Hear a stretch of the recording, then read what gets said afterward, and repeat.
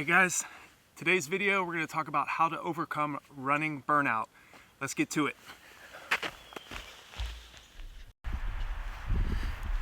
Hey guys, this is Nathan Pennington. I just wanted to talk about a topic that all of us have dealt with. It's how to overcome running burnout. And I also want to get out of office and get outside. Here in South Bend, there's a beautiful park about 20 miles from where I live. And I just want to get out and, I do most of my short runs out here. But this topic of how to overcome running burnout is really important because we as athletes, we put so much stress on ourselves to perform. And sometimes all you need is just some time away from the sport. A good week or 2 weeks will do wonders for your running. It'll recharge you. It's in and of itself, we put so much pressure on how many miles we're running, what paces we're running at, are we doing enough, are we eating the right foods.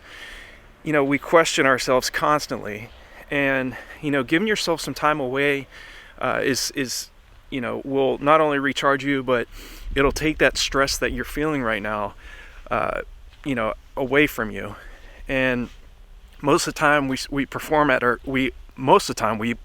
highest levels when we're less stressed, and putting in anywhere from 20 to 100 miles a week or over 100 miles a week, depending on where you're at in your training. That's taxing on the body, and it's mentally tough. And I've always performed my best when I've been able to decompress and have that perfect taper, when all the mileage has dropped down. I've dropped down my intensity, and I've allowed myself to rest. And I think if you have that mindset that you're gonna back off on your easy days, you're gonna allow yourself time to recover from all these hard training, all the hard training that you're doing, whether on the track or out on the roads, you're gonna start to see results. But it's normal when you're putting in heavy work, and when you're not paying attention to, say, things like something that you're running low. Either you're running low on a mineral or a nutrient or antioxidant, like glutathione, something I've talked about on the post or on the website. If you're running low on a nutrient like iron or ferritin, things like that, unless you get a blood test, you're not going to know what the problem is. So I think it's really important to be mindful of the other things that maybe your competition is not paying attention to, like that. Sometimes you can be doing everything correctly. Your workouts are going great, but your performances in the race are poor. And maybe you're depressed, you're not getting enough sleep. Things like that some of those are indicators that you could be burned out. But I also think burnout is, it's an overused term that I think a lot of times it's just a mental psychological issue that a lot of us as athletes have. We say we're burned out, but really all it is we might need 2 days to a week off, some time off. And I think it's really important that we keep those things in mind in regards to our preparation. Don't second guess yourself. Don't think that your best running is behind you, or you don't have what it takes. I think, like I said, it's just a lot of times just some time away, or a couple days off to recharge is what you need. If you continue to have bad performances, whether it's workouts or it's races, definitely, like I said, get your blood tested. See if you're running low on ferritin, iron, or glutathione. Those nutrients and antioxidants are directly related to oxygen transport throughout the body. So it's really important, if you're running low on those, you're going to run poor. You're not going to be able to hit the types of splits, and you're not going to be able to race at the level that you're wanting to race at. And it doesn't matter how much motivation you have, because your cellular health is so important. Our cells are the biggest role that they play is that they deliver oxygen throughout the body.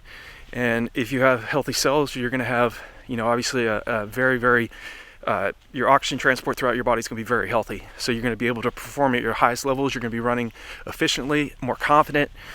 So just keep that in mind as well. But in terms of, running burnout, like I said, it can, a lot of times it can be, it can be psychological. It can be just, you had a bad workout the past few weeks, and it's just not coming about. You're not turning over like you want to. When you continue to have those types of performances, some time away may be the best remedy. So I hope this video has been helpful for you. I know we covered a lot of areas, whether it be just psychological or just mindset. But really, when it comes to running, you already know this sport is more mental than I think physical, and it takes more of a long-term approach rather than thinking short-term to get the best results. You have to continually think, what am I planning? What am I wanting to do in the next 6 months? What am I planning on doing, on the track or on the roads in the next year?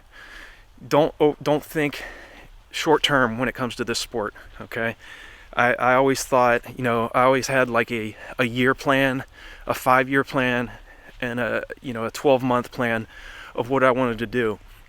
I knew the marathon distance, what I was trying to do. I was trying to break a 2 hour and 22-minute marathon. I knew that was not going to come overnight. I did not lose my enthusiasm, which what I want to encourage you is don't give up, don't let up, and don't think that your best days are behind you, because they're not. It's just stay focused. Know that running success is a long-term goal.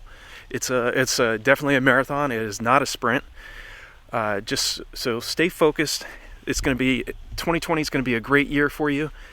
And I've dealt with the feelings that you've dealt with in terms of feeling fatigued and doubting yourself. But just know also that the best runners in the world have experienced the same feelings that you and I have felt.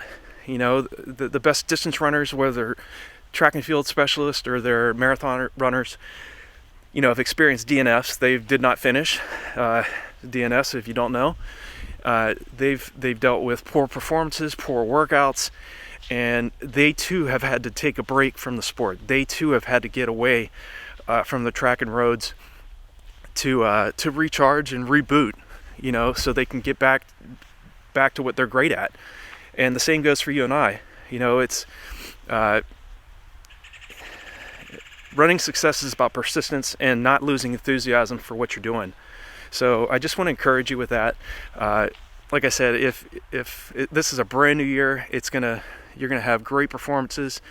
And I know as your mentor, as your coach, from watching these videos, hopefully you get that motivation and you get that mindset that, hey, Nate's dealt with this. Other athletes have experienced what I'm going through right now, and I'm not alone. So, if you've got something that's on your mind, leave me a comment below this video and let me know. If it's something that one of your performances has been piss poor, or something that you're doubting yourself, let me know and leave me a comment below. And if you haven't yet subscribed to the channel, click on the subscribe button below or on the video and click on the bell icon. That way, anytime I make a new video, you'll get notification of that.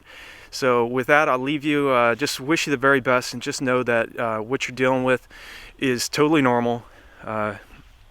Running burnout is, the term burnout is used. I don't even know. I think more so it's just, like I said, it's something psychological, but it can be very physical as well.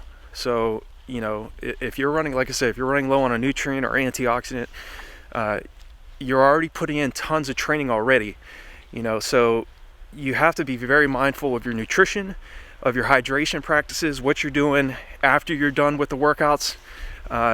You have to keep those things in mind, because, burnout is accumulation of oxidative stress, free radicals, heavy metals in your blood. And it can also be, something in terms of, you can be dehydrated, you could be fatigued, You can just be putting in too many miles and it builds up and it builds up, and then it does become more of a mental issue, and there's physiological things that are going on as well. So with that, I'll leave you with that. I wish you all the best, and like I said, if you have a specific question or something that I didn't cover in this video, leave me a comment below and let me know, and I will definitely answer your question. I mean, I love making these videos. I'm getting kind of new to this, but this whole vlogging thing is brand new to me. Like I said, I've only been doing this for about 12 months, but I needed to get away from the vlog and just write and post. It's a little uncomfortable making videos, but I don't, like I said, you got to get yourself, you got to get out of your comfort zone, and you got to do the things that are uncomfortable to you. For me personally, making videos is very uncomfortable, but I know that unless I do this, unless I share what I know, I'm not really helping anybody out. And I know somebody will watch this video and appreciate it and know that, you've dealt with the same problems I've had to deal with, and hopefully with what I'm sharing will help you out in the long term. So again, think long term. Your goal, your best running is ahead of you.